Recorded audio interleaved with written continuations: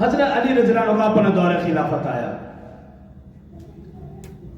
منہاج السنہ جلد نمبر 15 صفحہ نمبر 596 کے اوپر لکھا. کتاب کا حوالہ بھی دے رہا ہوں.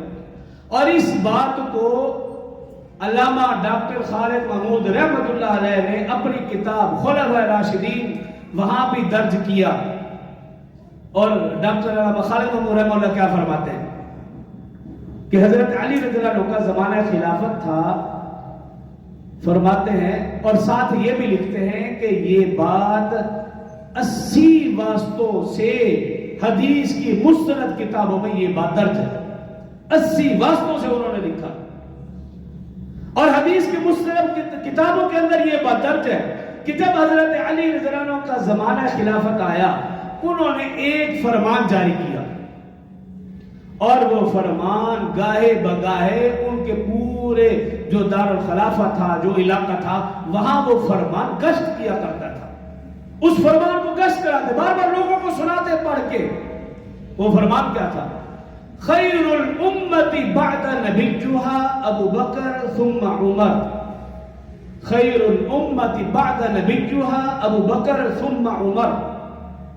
یہ فرمان لکھ کر حضرت علی کے زمانے میں ان کے دور خلافت میں ان کے علاقے میں یہ فرمان لکھ کر اس فرمان کو جگہ جگہ سنایا جاتا پڑھایا جاتا جس کا ترجمہ یہ تھا اگر کوئی شخص ابو بکر اور عمر سے مجھے زیادہ افضل کہے گا میں اس کو وہ سزا دوں گا جو مفتری کو, یہ لفظ کتاب میں اس لیے میں بول رہا ہوں, جو مفتری کو یعنی جھوٹے کو سزا دی جاتی ہے.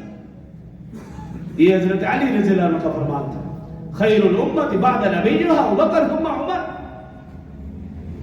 مصنف ابن ابی شیبہ رحمہ اللہ وہاں پہ لکھا حضرت علی رضی اللہ عنہ اور حضرت عائشہ رضی اللہ عنہ کے دوران جنگ ہوئی. اس کے بعد وہ جنگ تو خیر غلط فہمی کی بنا پر ہوئی.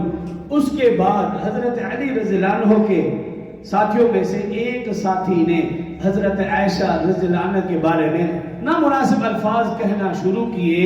حضرت علی المرتضی رضی اللہ عنہ نے اس کے منہ پہ ہاتھ رکھ دیا اور کہا خدا کی قسم حضرت عائشہ رضی اللہ عنہ دنیا اور آخرت میں رسول اللہ صلی اللہ علیہ وسلم کی زوجہ ہے. حضرت علی رضی اللہ عنہ حضرت امیر معاویہ رضی اللہ عنہ کے درمیان غلط فہمی کی بنا پر جنگ ہوئی اور جنگ کے بعد طبقات سعد میں لکھا جنگ کے بعد کسی شخص نے کہا پوچھا اے امیر المومنین جو حضرت امیر معاویہ رضی اللہ عنہ کے ساتھیوں میں سے جو مارے گئے ہیں ان کے بارے میں آپ کا کیا حکم ہے؟ طبقات ابن سعد میں لکھا تو حضرت علی رضی اللہ عنہ کیا فرمایا خدا کی قسم وہ ایمان والے تھے ان میں سے کسی کے ایمان کی نفی نہیں کی جا سکتی. حضرت علی رضی اللہ عنہ کا تو یہ الفاظ ہے ان کا یہ عقیدہ ہے.